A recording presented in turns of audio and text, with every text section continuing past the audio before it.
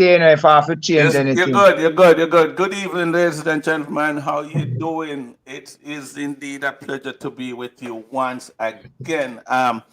Last week I was off because I was in Jamaica for 9 days. I think it was one of my better 9 days. I know we spent some time on this program talk about the crime situation in Jamaica, and of course, one would think I should be fearful because I get much of those. A lot of those advice, but I can tell you, it is one of the best time that I've ever had in Jamaica. I think I spending 9 days.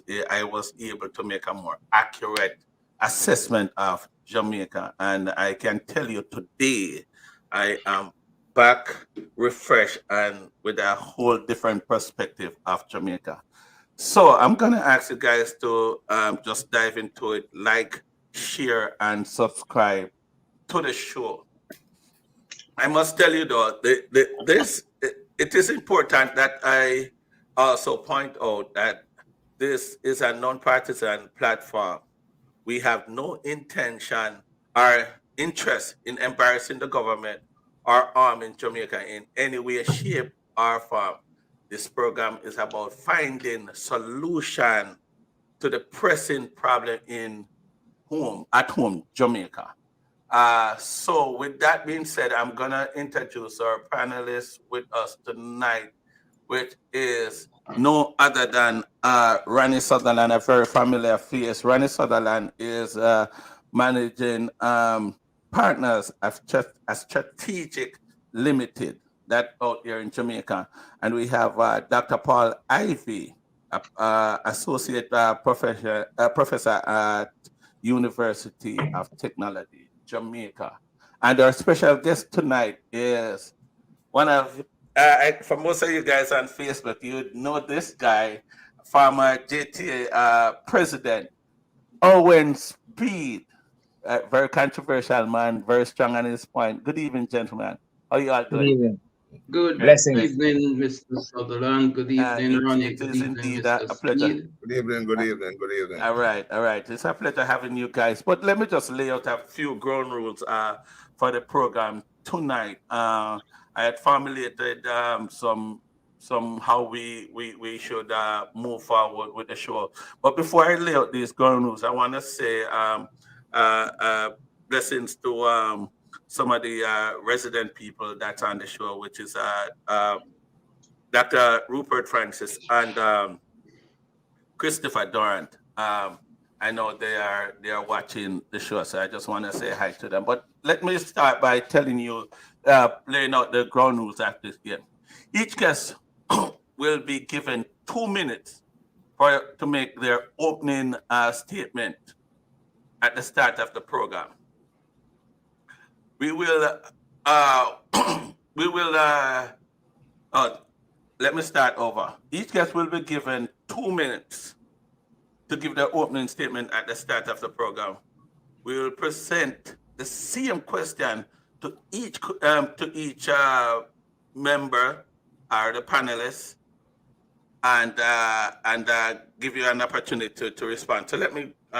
You know what? I'm having a little bit issue because I did not space this thing out well, so I am not seeing it as high as I should.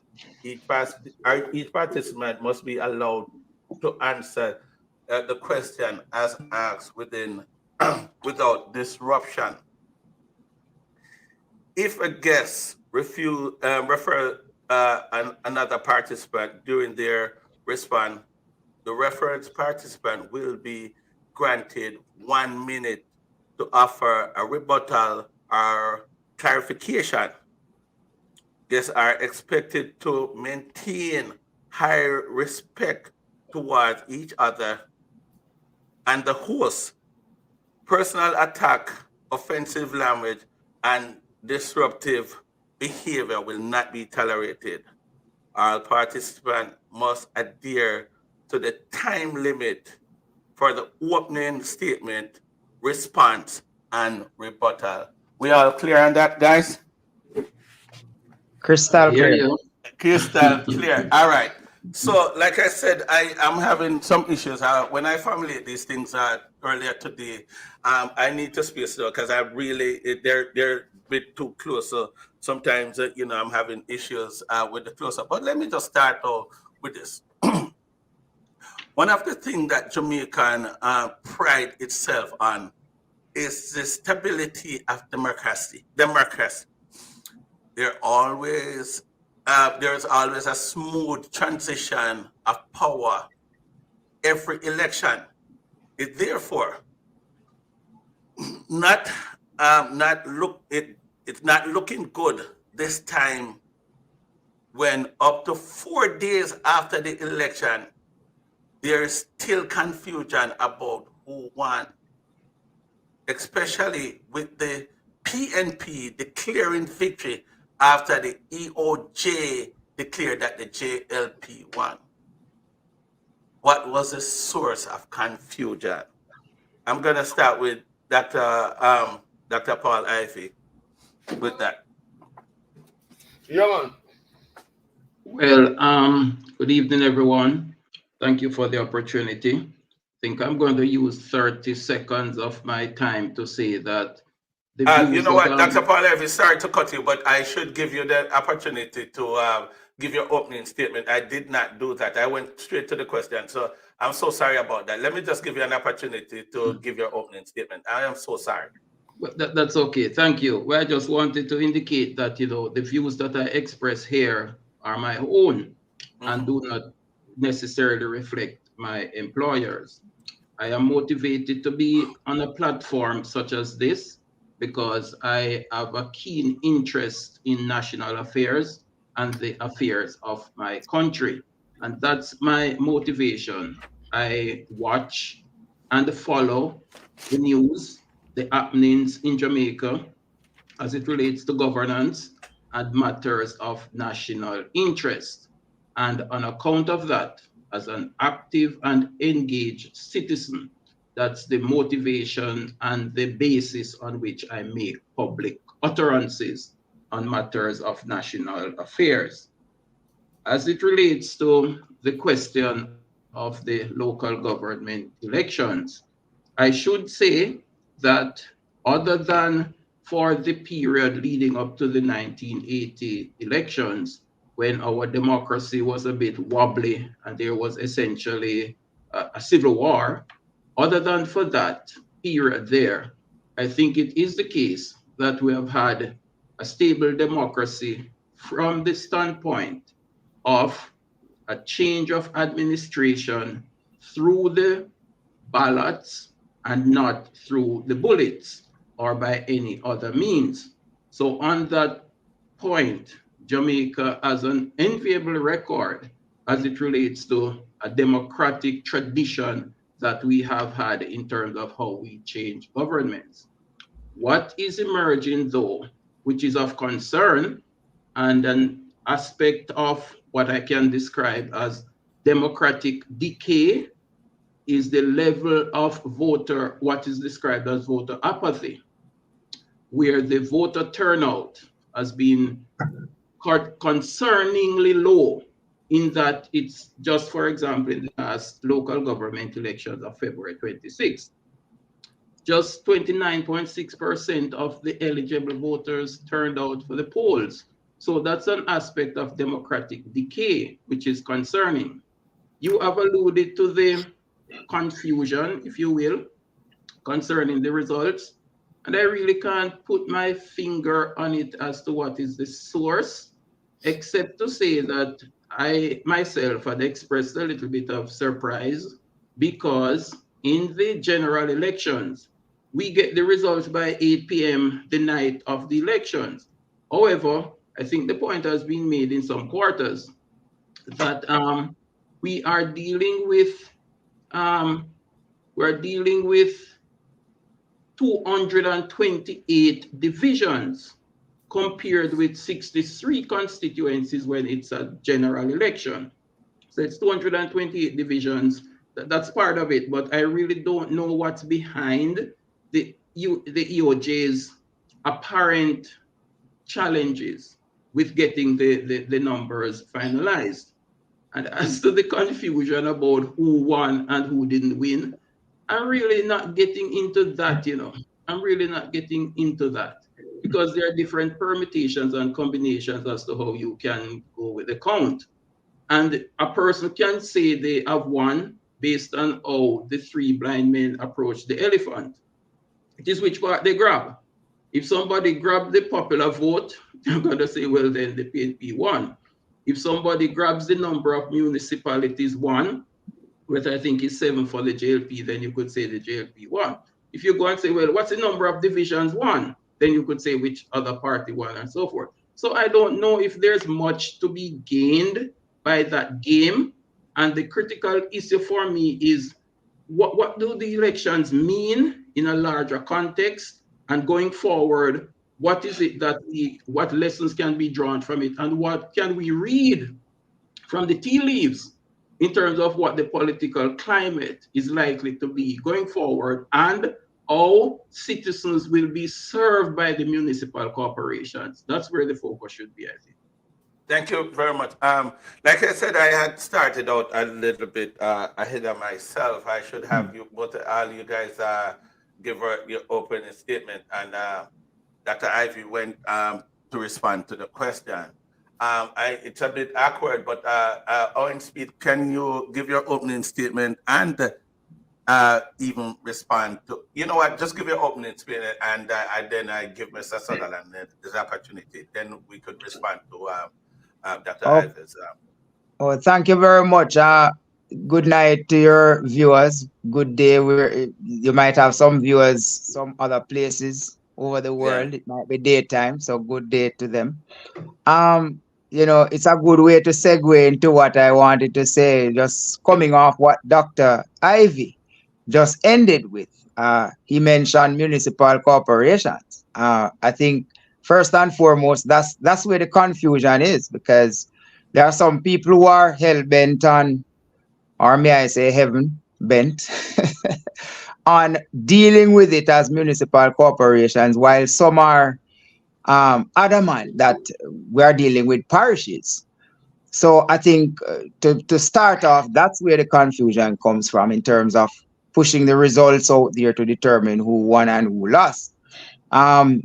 You know, one of the things we talk about democracy is, I think, threatened in Jamaica at this time, because when you look at what is going on the ground, you at about 9 o'clock one night, the same night of the elections, an MP could say that, you know, talking on air to a broadcaster and saying that as he's speaking right now, people are lining up to vote. And I take words for what they are. If you are telling me that they are lining up to vote, it means that they might be moving from some place to get into a line to go and vote. And that's at 9 p.m. That's 4 hours after polls were supposed to be closed at 5 o'clock. Now, there could be legitimate reasons for extending the time, but I just believe that extending the time into the wee hours of the night, I normally say ungodly hours of the night as it relates to elections and so on, because that's a time when people would want to be safely tucked away in their homes and just anticipating or listening to the results. But they would have to be out there risking themselves. Under those circumstances where most schools, and we know that the polling stations are located in schools mainly, most schools are not well lit at nights. We know that. So when you have people working under such conditions as electoral workers, I think that democracy is under threat, because they are going to be fearing for their lives, considering the surroundings that they work in. When they leave there, they have to walk maybe, or walk to their vehicle in the dark. Yes. These things could pose some problems in terms of how confident they are in upholding the principles of the EOJ, certainly. And I would like to suggest 30 seconds. Yes, solution to that is, I think, when it comes to 5 o'clock, we should make the closing time 5 o'clock in Jamaica for polling. And when it cuts off, it cuts off. No extension of any time. If there are some other things that you need to deal with, then that would impact the results, then you deal with it on another level. Sir Sutherland, I know, like I said, I started out a little bit wrong, but I don't know if you want to give an opening statement or you want to respond to what was said earlier. I don't think it matters. I mean, we should be free to open with whatever you want to, if you want to open to a response. But Okay. in my opening statement, I'd like to draw attention to the scant regard that's shown to the local government election. You know, I remember the several times that the election has been postponed, and that is unacceptable. If my memory serves me right, I think the last election was 2015 or thereabout, or 16. 16. And so when you put that together, you're talking about for almost 8 years, and the cycle should be no more than 4 years, shouldn't that be? Right. You know? So that is in itself unacceptable. And it showed, with that scant regard, the question is why, our politicians or political directorate feel that they can treat local government like that. And I'd want to hazard a guess is that not enough importance is attached to it. You know, I'm one of those people who believe that one of the problem that we have with crime is the centralized approach that we take to it. And where you live there, Dennis, in America, the mayor has control of the police force in the various boroughs, and probably if you put more important things under the parish council. And I know, for example, if the mayors across Jamaica in Savlamar and Montego Bay and Spanish Town and so on, if they had control of the crime, enforcement or the law enforcement apparatus in their parish, I think it would be much more effectively done than when it is as centralized as it is. Of course, you can always have something like the FBI, where you have the national level. But until we have that level of importance, attached to, local government, it's going to be kicked around in the way that it is kicked around. My final point, and since I raised the issue of the count or the results, what I found rather disingenuous about, some of the claims, popular voters never used to decide anything in Jamaica. So when I hear people talking about them have the popular vote, it doesn't make any sense, and I expect that to be the road talk, but not from high-rated people who are in the business. We have had 2 elections in Jamaica, one in 1944 and one in 1967, where the PNP got the popular vote and they still lost the election. In America, where you have the Electoral College, similar situation when Hillary Clinton ran against Donald Trump. I think she had about 3 or 4 million more votes than Donald Trump, and she lost the election. So I don't know when things like electoral division and popular vote become part of deciding who win and who don't win. The issue is usually about the parishes. And then, of course, since 2016, I think the thing about municipalities come into play. But that entire law, it's incomplete. It's a bastardized arrangement, and that's what caused the confusion. Because as you can't count, if you take out the municipality of Portmore, take out the seats out of Spanish Town, out of St. Catherine, the JLP would have won St. Catherine. So if you want to see them as separate, so that is the confusion that needs to be addressed. It make no sense. That is right. My way. Speed, do you think the claiming of victory really makes sense, or what does that mean really to the Jamaican people when you have both parties actually fighting in a local government election, claiming victory? How does that look? What's your take on that? That's me? Yes, sir. Okay, so I don't know if the parties should be the ones declaring victory, and so I just see that as byplay. I see it as political maneuver, which really, in the end, is petering out to nothing. it doesn't mean much to people who won or who lost this election, as far as I am seeing it. When I say that, I mean the masses. What you could look at is the gains and the losses from the individual municipalities and maybe the divisions and so on, because local government elections are about what happens locally in the communities. So I guess that's what people are looking at more than anything else. They are more concerned about whether tomorrow morning they will have some road repairs and if they will have water in their pipes and all of those things. I don't think this fuss about who wins and who loses. I have gone past that now. It may set up the stage for what may come in the general elections. And our leaders have to be responsible and to know that in the end, because if this was a general election, there probably would be mayhem because of this same kind of behavior where some people are saying we won and then the other side saying we won as well. That could lead to, if there was a similar situation, it's more difficult to have a tie when you have 63 seats. Right. But and that's why I'm saying too that, look at Kingston and St. Andrew. They should never have 40 seats, 40 divisions, because they should have an odd number. So right. The electoral office and there needs to be some sort of electoral reform to guide some of these matters, because these things are causing the confusion. Kingston and St. Andrew maybe should have 39 or 41. Right. So let me just, I'm going to ask you guys, each of you guys, this question. Is the low voter turnout is of any concern to any of you all? Don't we should concern? I mean, how could we be claiming victory in such low voter turnout? Does that make any sense? You want to respond to that, Mr. Sutherland? Well, that's an excellent question.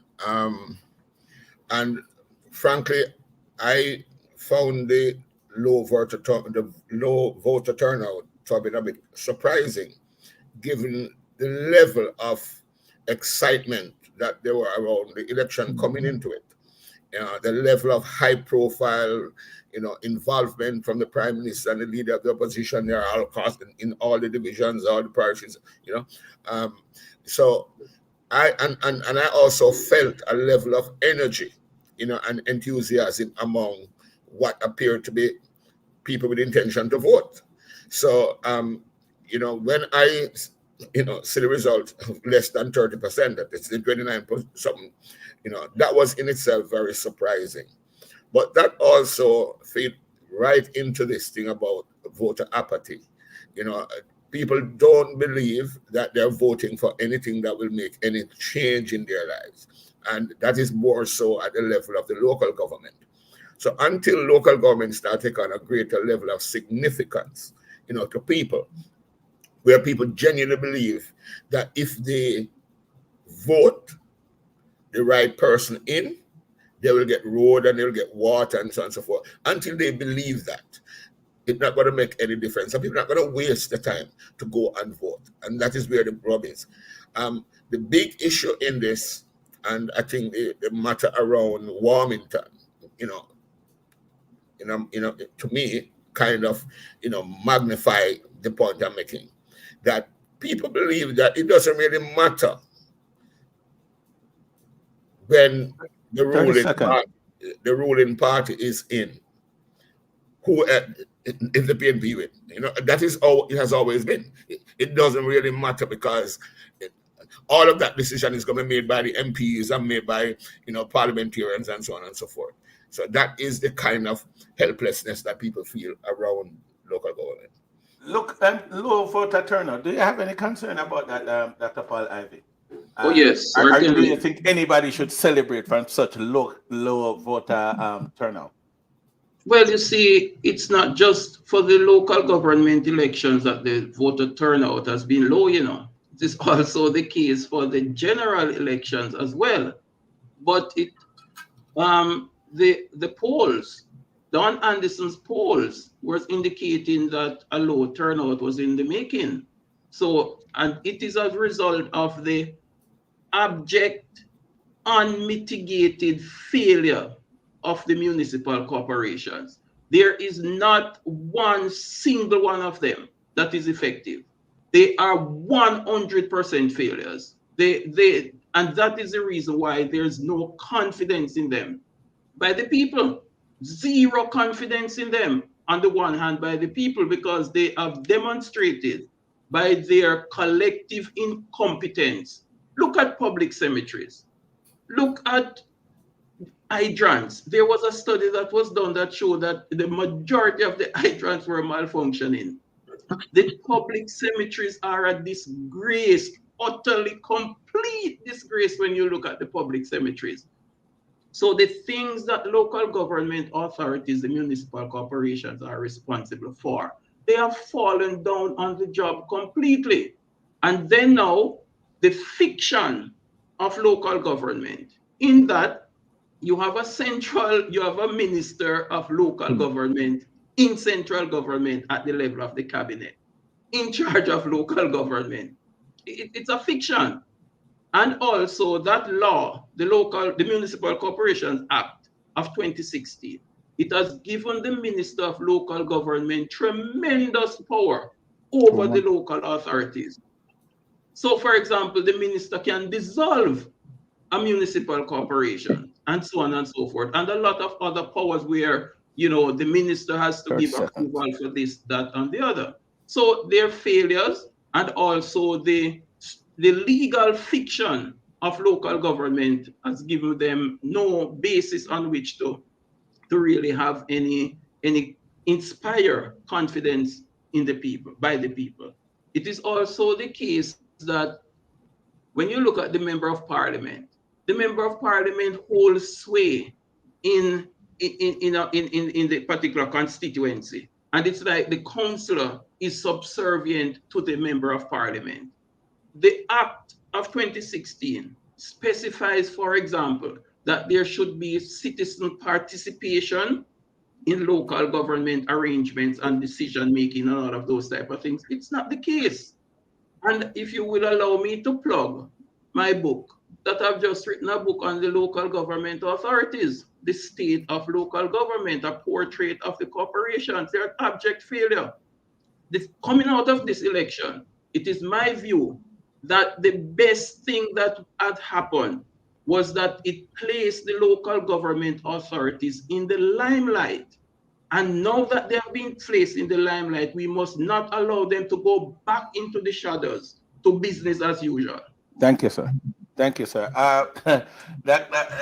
Owen Speed, you want to comment a little bit on the low voter turnout, or if there's any concern? Dr. Ivy said it well. I couldn't have said it any better.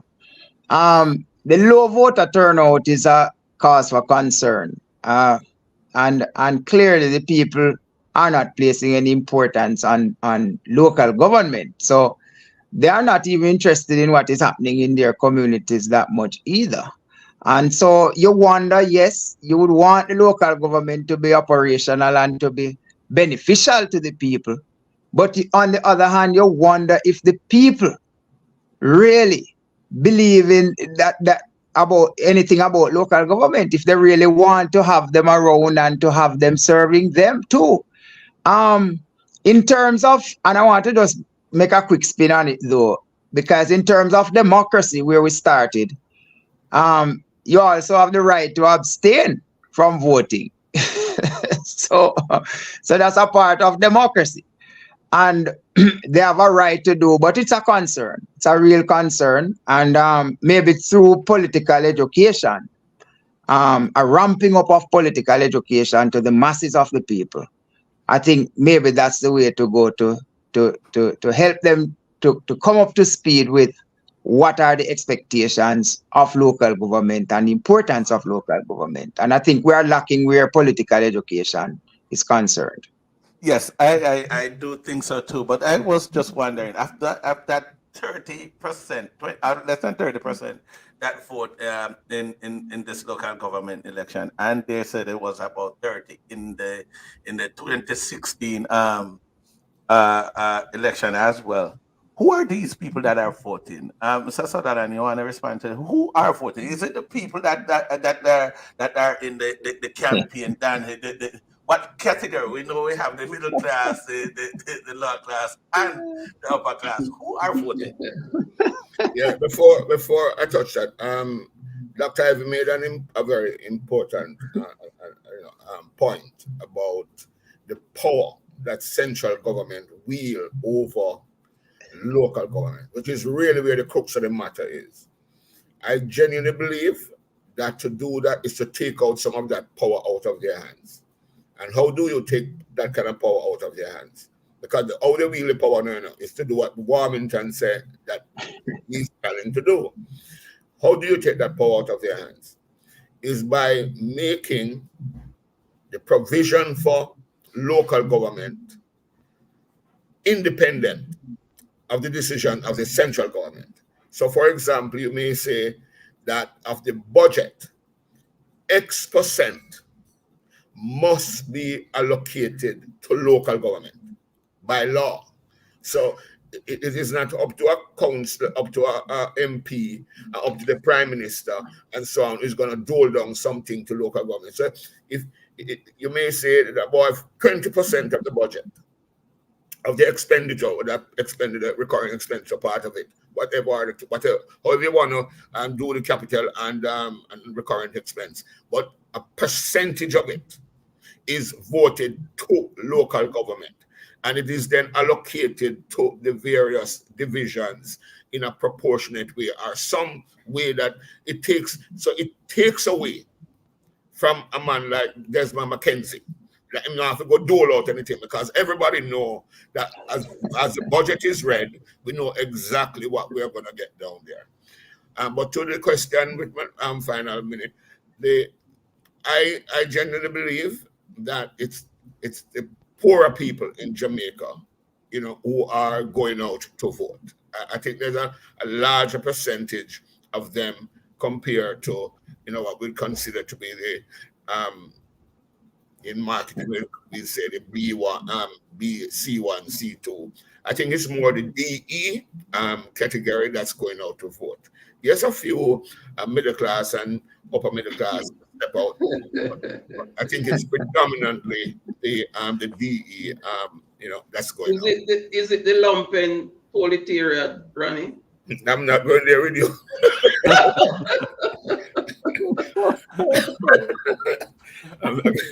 Yeah.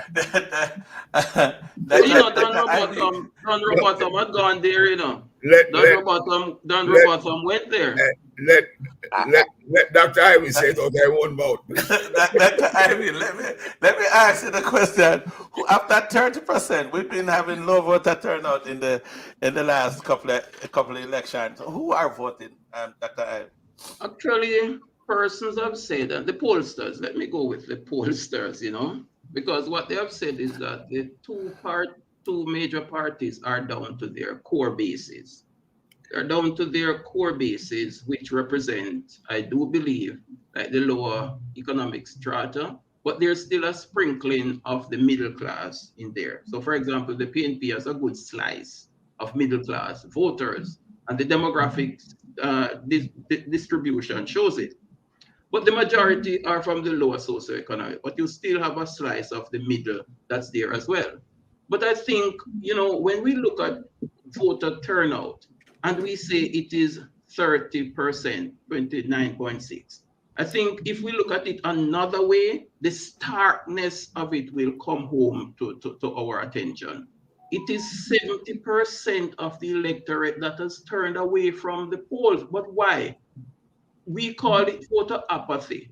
But I think another public commentator has said that it is rejection of the political economy that we have in Jamaica. It's a rejection of the two political parties and the kind of governance that they have brought to Jamaica over the years. They have not grown the economy. They have not authorized the crime situation. They have not brought basic services to the majority of the people and so on. So the people say, well, then what's in it for me? And they say, well, then this is not serving me. So they're going on to their own devices. As a matter of fact, it emerged in this election that even at the level of the bases. Persons were demanding to be paid. So we have now entered the realm of the transactional politics. The transactional nature of the politics has become very stark in this. Yes. So we're going down that pathway now, which is a path of danger, if you ask me. Yes, further decay of the democracy. Not just the low turnout, but the transactional nature of it. And as a matter of fact, how I hear it put, it is actually being organized, where somebody will say that, look, I control my crew. And if you want to get my crew, here's the negotiation. And if X amount is put on the table where I can divvy it up to my crew, then I can deliver my crew to you and the number of votes that are in my crew. So, yes. And you see, one of the things that we don't recognize in this country now is that the little people who we sometimes disparage, Tom drunk but Tom no fool enough, they are watching and they are listening. And when they see politicians give themselves 300% increase in salaries, what do you think they're going to say? If you come and talk to me, you have to pony up the thing. So we are creating just an unwholesome situation as it relates to the body politic. Yes, sir. Thank you, sir. You want to respond to the question, Sir Speed? Yes, you ask who is voting, and everybody is getting it right tonight. The panelists are getting it right. Who is voting? As you say, a sprinkling of the middle class. Very few of the upper class. I don't know what you would call that, sprinkling or not. And the majority are the poorer set of people. And you look at some people's social media status and you see it's complicated on it. You ever look and see that? Yeah, when you ask the question, who is voting? I say it's complicated. because the truth is that I am not even sure if they are voting by their own free will, many of them, because as we hear, people are sitting there waiting to see the people come so that they know if they are going to get a smalls or whatever before they go to vote. I think democracy is at risk because we are seeing sometimes where vehicles just drive up and park and there's issuance of monies clearly related to certain political parties, and I can't say which ones on this platform. I don't want to do that, but you can see that happening, and you know that there is something going on. Everything is wrong with that, and I am wondering when it is that there's going to be a law, a very strict law against money laundering. Maybe they could attach it to that kind of act, because when I go to the Western Union or the MoneyGrams, the questions that they ask me when I want to send my legitimate money as a working man, and then people can just drive up a vehicle and park and be issuing money on election day close to a polling station. Why is it that there's no law, or if there is a law, it is not being enforced? That these people are asked some serious questions too, and maybe taken into custody for a period of time. All right. Yeah. I'm gonna ask a real off the record question, but I'm gonna go with it. Can a change of government do it for us, given the condition we are in Jamaica right now? And there's clear indication that the people. Hold on a second. There's a caller. Caller, are you live? Yes, I am. Hey, you have a question for us? Yeah, my question is. Hold on, give me a second. Give me a second. Let me turn this thing down a little bit. You could go with your question. A question or a statement, because people are collecting money, there's no guarantee who they are going into the poll and voting for. So that needs to be thought. Y'all need to think about that too. Okay, thank you very, very much. Mr. Speed, I guess the caller is saying that even though the voter, people collecting money, there's no guarantee who they are voting for. Right. So it may or may not have any impact.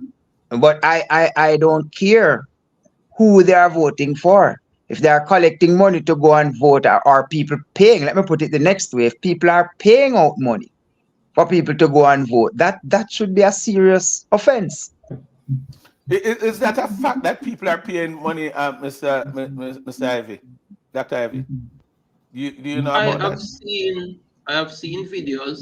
I've seen videos with vehicles pulling up and people in their t-shirts are congregating around it and things are being passed through the windows and so on and so forth. So there's that aspect of it, and you hear the talk and you see some anecdotal evidence of it and so on and so forth.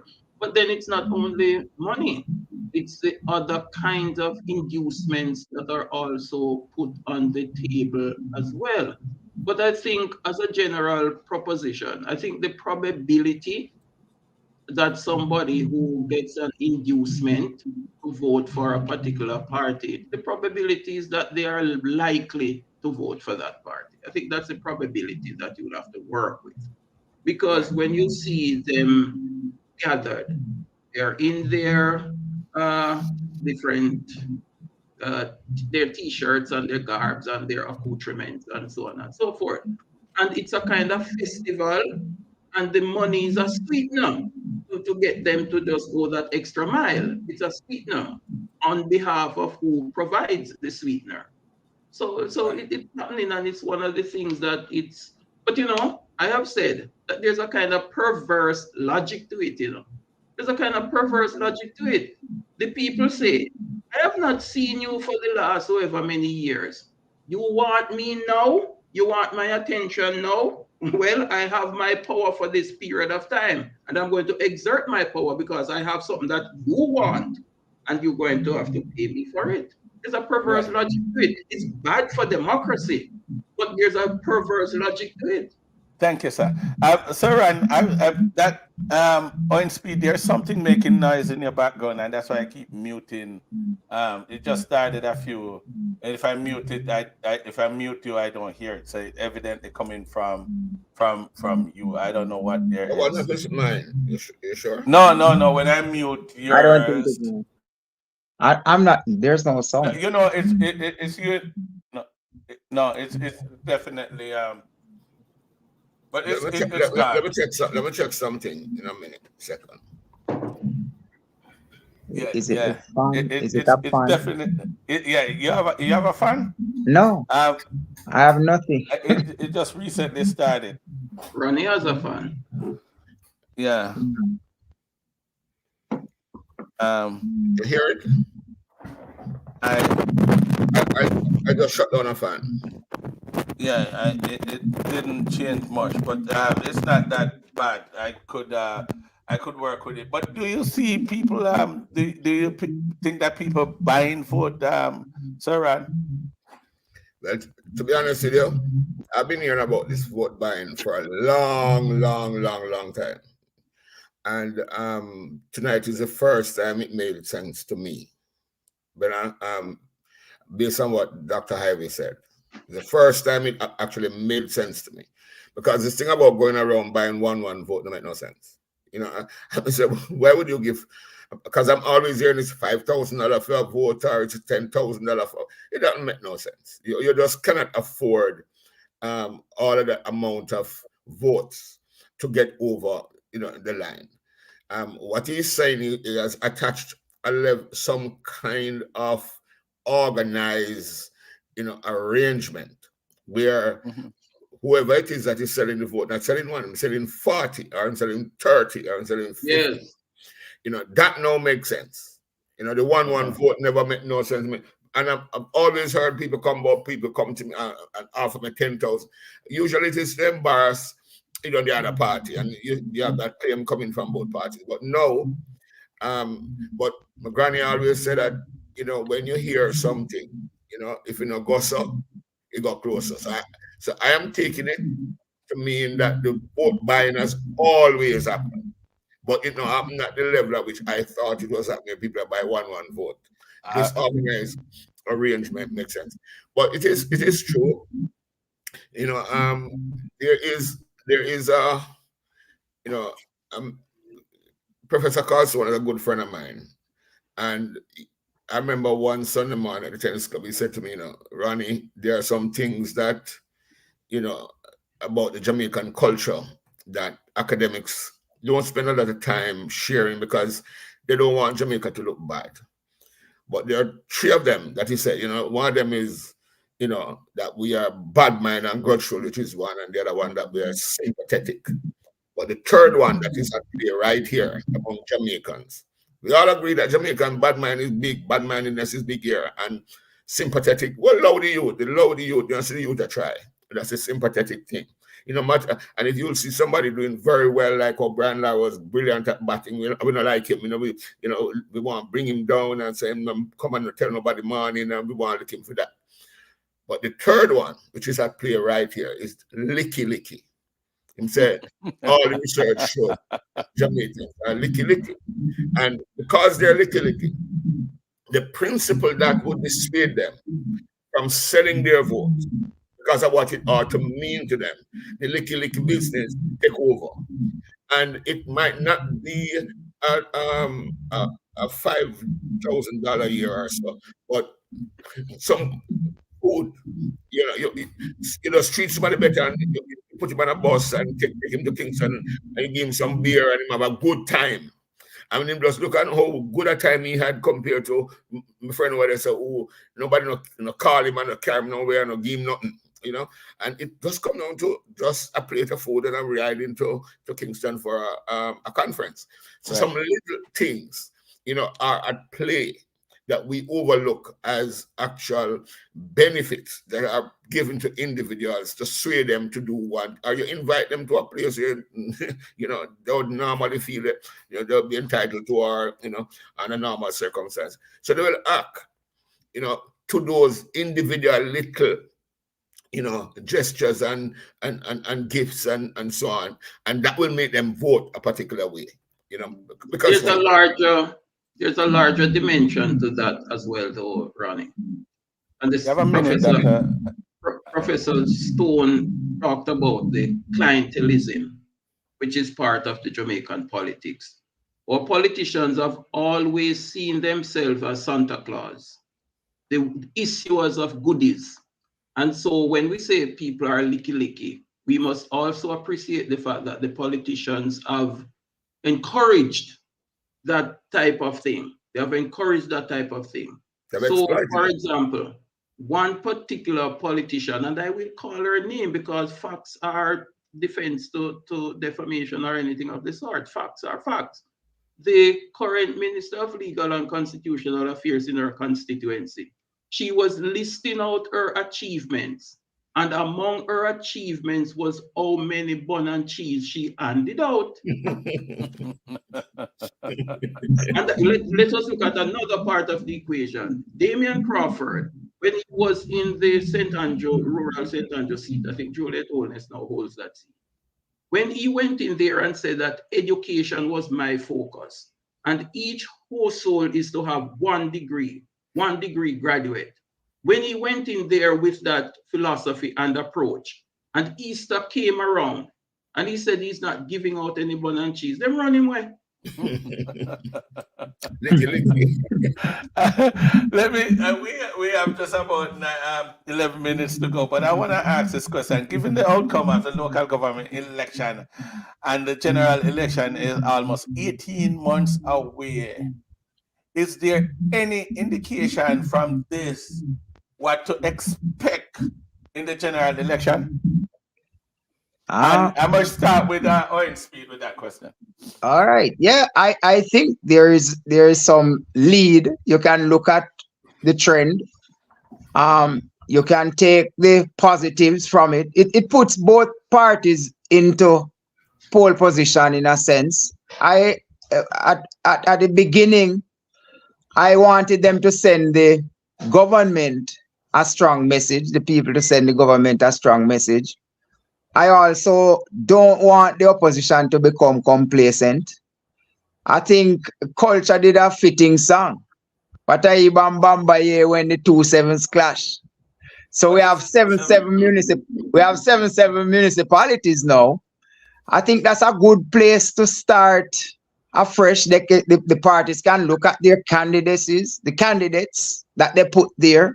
They can look at where they need to strengthen. They can look at what services they need to provide in the constituencies, in the divisions, and so on, and look at where they are falling short and what they need to do. I don't want complacency in politics, in governance. So I think that this is a good result.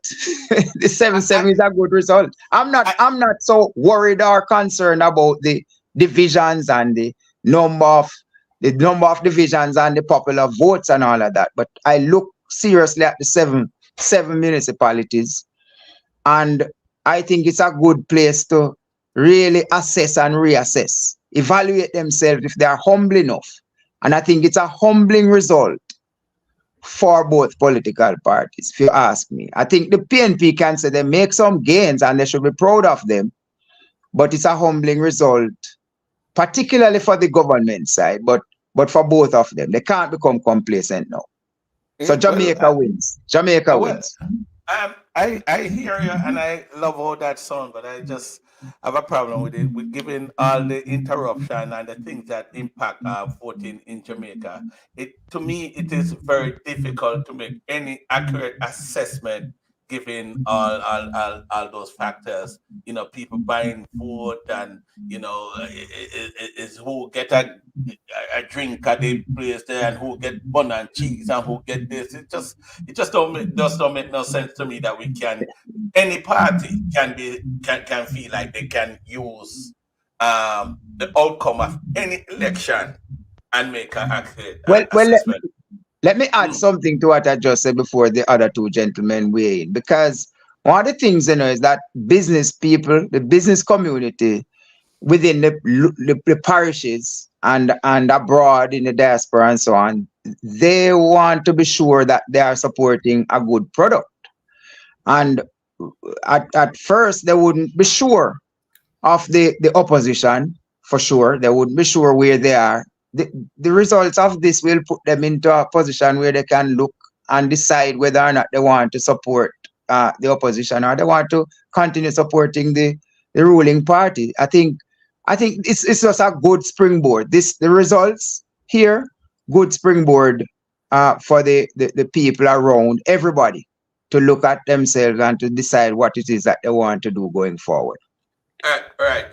Dr. Ivy, what is could you respond to that the question that was asked, or you want me to ask it again?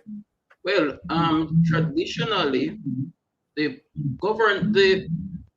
parties have used local government elections as a kind of weather vane to test their strength and to see where the wind direction is blowing as it relates to their political strengths.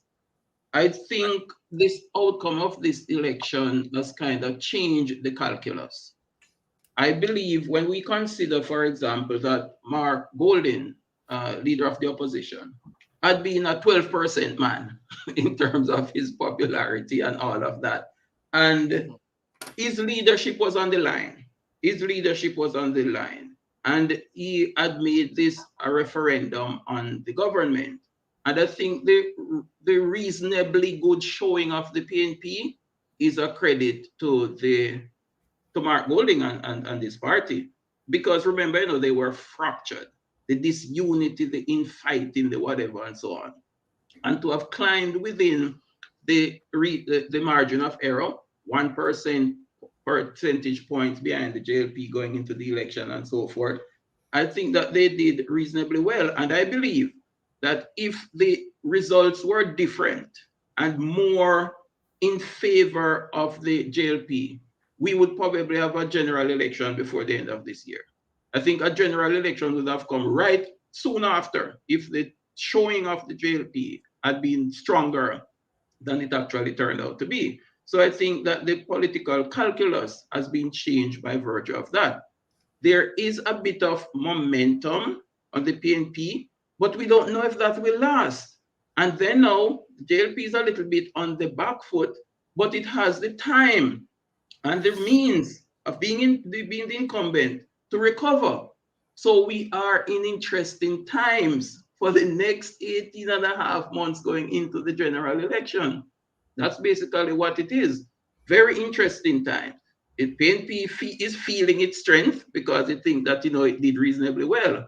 The JLP has had a bit of a setback, I would say, because granted, one might say, well, then that the popular vote has never been an indices that has been used, but the PNP got the popular vote in this election. So we are in for interesting times going forward. This election and the results have kind of changed the political calculus, and we will see how it plays out. Saran, you want to respond to that? Well, there's a popular view that a day in politics is a very, very, very long time, and there's 18 months to go. I was listening to the news a few days ago, probably 2 days ago.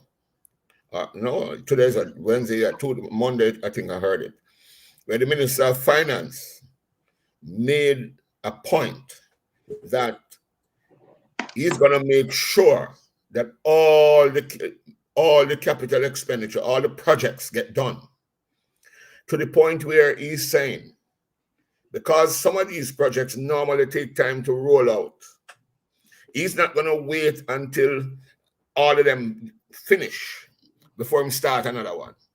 So he's going to go for more projects at a time, with the hope that some may start and get done and others may be delayed.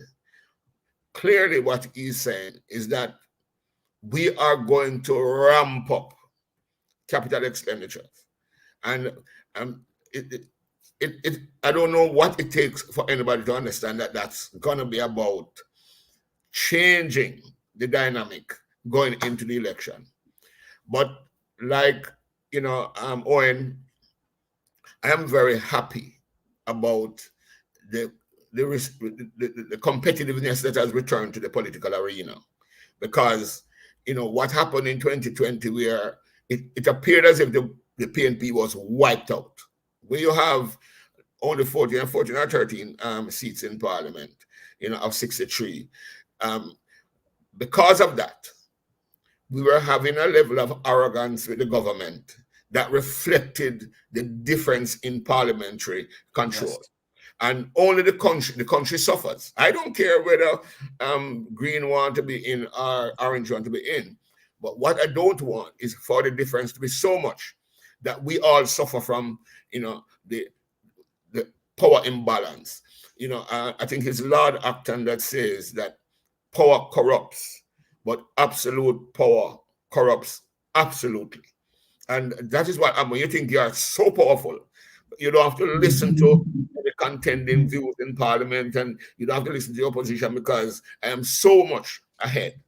And so this will put the government in a different frame of mind, because however you want to split it, the bottom line is that the political momentum is in favor of the opposition.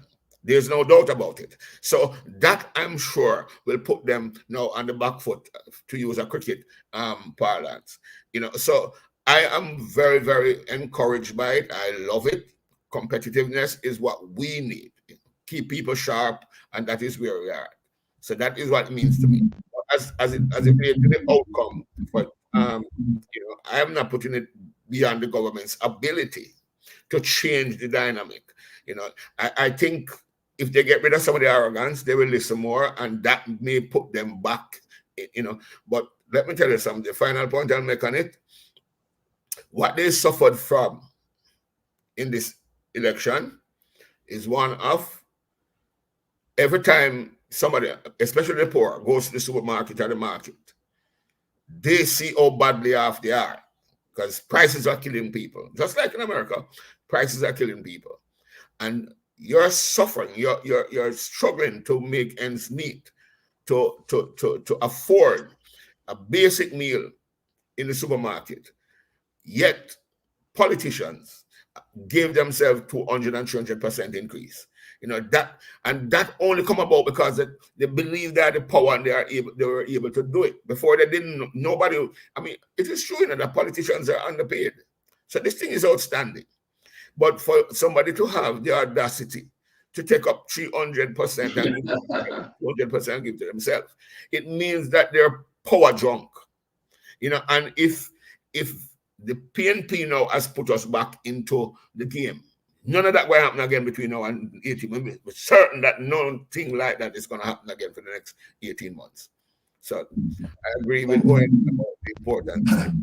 Thank you very much. We are at the end of the program, and I just want to take this time out to thank you guys for being a part of the program tonight. And I end by just asking Owen Speed to, is there anything that you want to say to the general public that you could utilize our platform? I'll give you 2 minutes, sir, to wrap that up. Well, one thing I'd like to say is that the Mark Golding has to get some credit, some real serious credit for mobilizing the team and bringing some people back together. I know that there are still factions within the PNP who might make it a little bit difficult for them to garner the strength and to move with that momentum, because words matter, and they criticize even their own party more than they criticize the government, even when they are doing wrong things. So there's a faction like that, and they have to know how they are going to mend the fences. I also see that the Jamaica Labour Party is having some problems. The councils, it seems like they are afraid, or to give up certain councils, certain municipal corporations. And the latest event with Warmington, even though I believe that he was right this last time when he spoke to Vaz in Parliament, I think he was right. Think he had one up on Vaz. But the truth be told is that we want to see less arrogance, whether in government or on the opposition side. So you don't just pick anybody and put there to represent the people. The people must have a say in who you pick to put there to represent them. And and you must pick people who can stand up to any kind of scrutiny to put there to lead. And Dennis Meadows, that incident with Dennis Meadows again. And those things are shameful, if you ask me.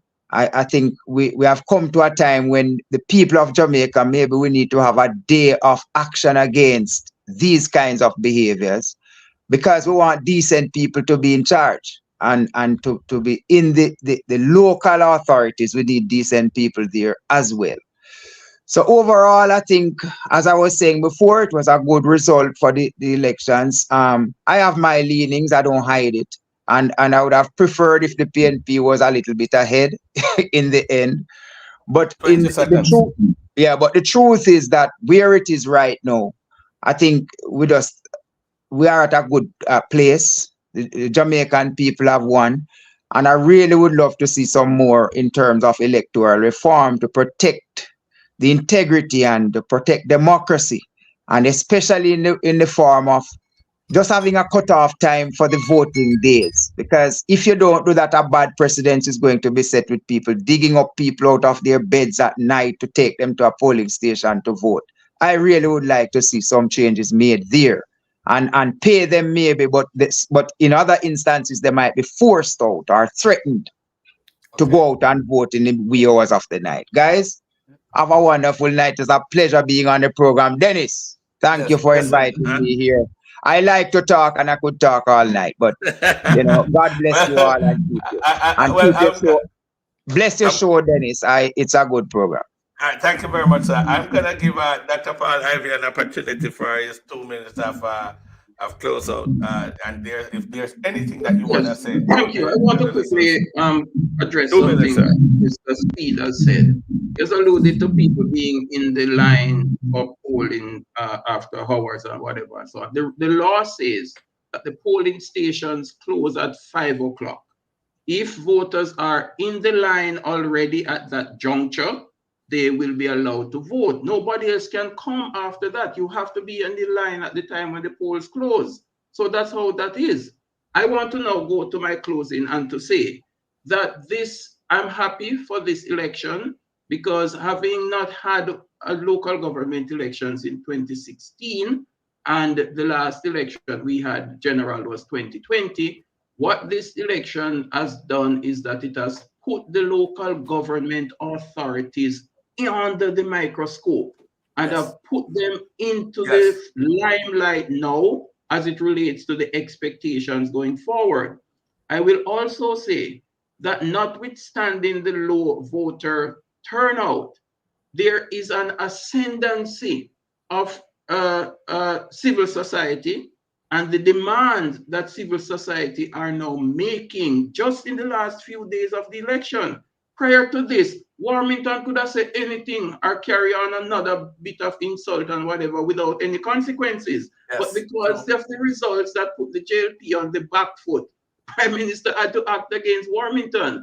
And then because Mark Golding had acted what could be described as decisively against Meadows, the Prime Minister's hand was forced in relation to Warmington and so forth. So 18 seconds. Society, because you see, voting is not the only way that persons can participate in a democracy. You know, that's just one way. Commentating, participating in public discourses about things and so forth is part of it as well.